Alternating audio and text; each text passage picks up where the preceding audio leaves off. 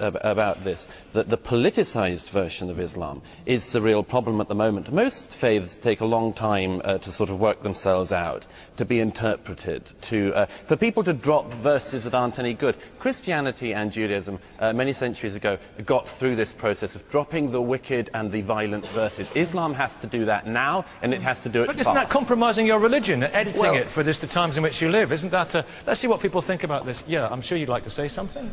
Well, I grew up in a very non-Muslim environment. Most of my friends are in fact Jewish or just generally non-Muslim, and it meant that I was taught to tolerate difference from a very young age, and I think there's a massive difference between tolerating and accepting. Now, I won't partake in behaviour that Islam forbids me from partaking, but that does not mean that I can't tolerate other people doing that, because they are not obligated in any way to follow the rules that I'm taught to follow.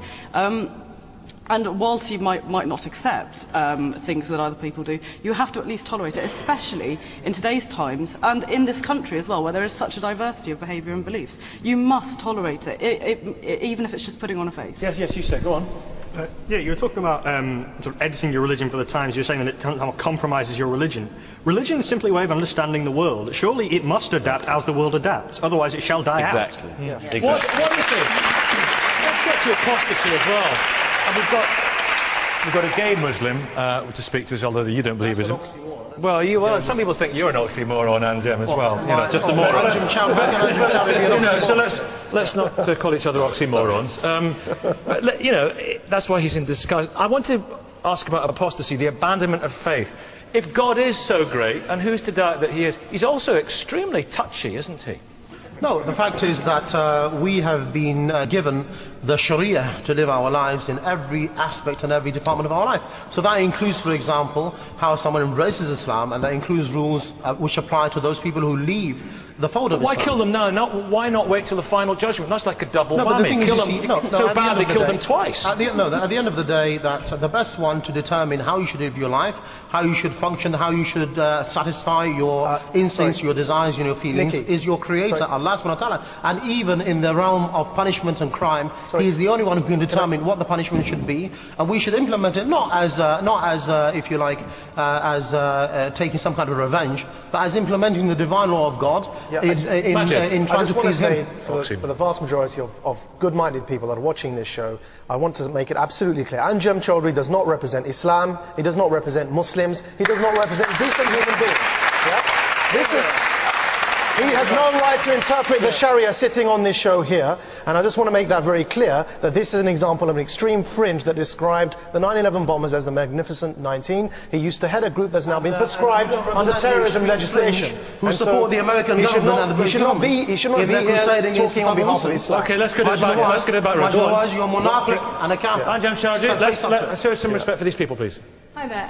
As a white British unaccompanied woman, I spent my summer in Pakistan last year, and not only did I feel that I was tolerated, I was really accepted, and people, and I walked around in generally Western clothing, and every single person, I never once felt that anyone felt any animosity towards me. People were very accepting and very interested to learn more about me and where I was from, learning about my family and things like that. And I feel ashamed that people in this country don't show the same respect and to Muslims who've come here. And I think it was very telling to me that in a mainly Muslim country. Very welcoming, yeah. Yeah, very welcome. You had a problem in a Muslim country because you're gay. Yeah. Are you still a Muslim? Yes, I'm Muslim. And I'm proud I'm Muslim, but I'm gay. Was the problem the culture in which you were, or the faith which you practiced? The problems with the Islamic figures, not the Islam. Like, we are, as a Muslim, our guide is Quran. And they're saying about the homosexuality, all the people are, or let's say, Islamic figures are fighting the homosexual people. Because they're trying to get the power against these minorities, to get the majorities. Just that's the reason. And for me, I'm a Muslim person. If I want to know what's the rules, I can go to the Quran. There is nothing a term in the Quran which is very clearly against homosexual people. Or against homosexual people, but the problem is in the Bible too. The problem is that there's two things. People now, or the governments, especially my government, I'm from Iraq, because they are mixing the political situation with the religious. And here, what our country is suffering because of these Muslim figures killing people, not only homosexual people. They are killing everyone. What's happening now in Iraq because all of them. So it very much there's an internal political situation, power struggle going on. Harris as well. But is it possible that we'll ever get the way that we have gay priests, for example, a gay imam?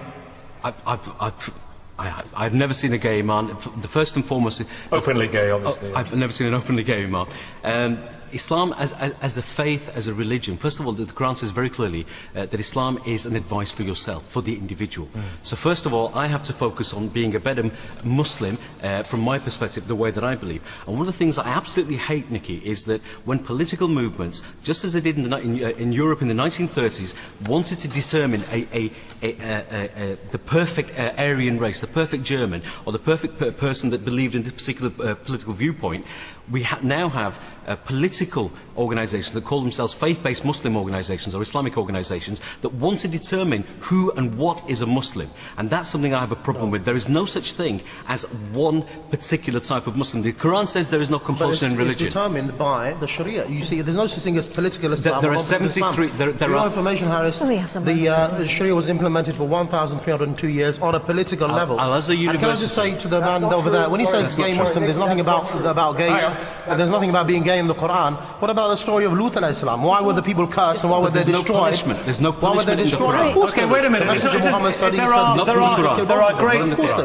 There is great intolerance in many religions and in many religious books, Father. Sadly, yes.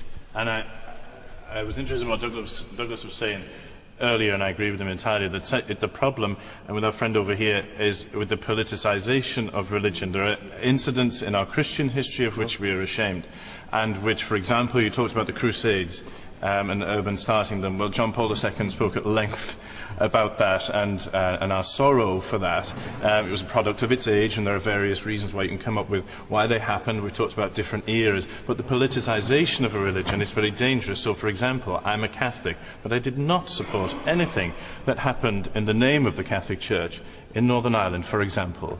It brought shame on my religion, of which I hold very dearly. And it's when people take it to an extreme and do things in the name of that religion which bears nothing, no resemblance to what I follow and have given my life to.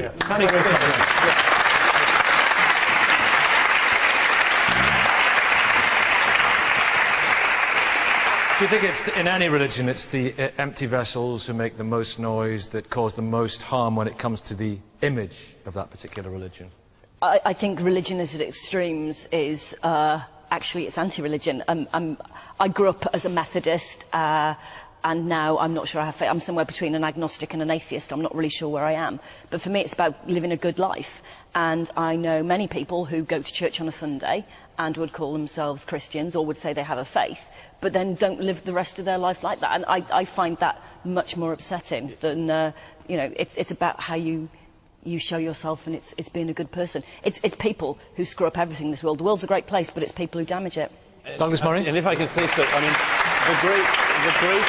I couldn't agree with that more. The great achievement of Western European civilization in the last few hundred years, the Enlightenment, the ability to not have rules based on people pointing to a verse in a holy book that you may not think is a holy book and saying you have to live your life by the law because of this verse. We've managed to get away from that, and as the gentleman in the front row here has shown, it's very important that Islam also gets away from that. If that happens, it can be a guide to your life, but not the legal nightmare which people like Mr. Chowdhury would have us live in. Just a point of fact, Nikki, that in fact Muslims never had that problem throughout the whole of history. The Sharia wasn't implemented on a state level. It's the modern politicized Islamist movement that people like Chowdhury represent that is now calling for the politicization of Islam. And I'd just like to remind Douglas as well, the author of Neoconservatism, Why We Need It, that it was Bush who said, you're with us or against us, and not God. Oh, and that's an important point. But Because Mr. Bush did not say so on behalf of God. And you're a former radical yourself. Because he launched it in the name of God. So and you are a former radical yourself. But I've never been to prison for it. My last question, because we have this oxymoron, this word has been thrown around. Are you a real Muslim? Well, I wouldn't like to claim anything about myself. I hope that God accepts me for who I am. I don't think people should label each other or others. You know, this whole term of... this whole term that Islamists have invented, which doesn't exist in the Quran, about practicing and non-practicing Muslim, this is an innovation. This word practicing doesn't exist in the scripture. So I think the way in which they label people is very divisive. Okay, we're going to leave it there. Thank you all very much indeed. I know lots of people have to want to have a say on this, but we have to leave it there. And if you want to tell us what you think, you can just log on to bbc.co.uk /the big question.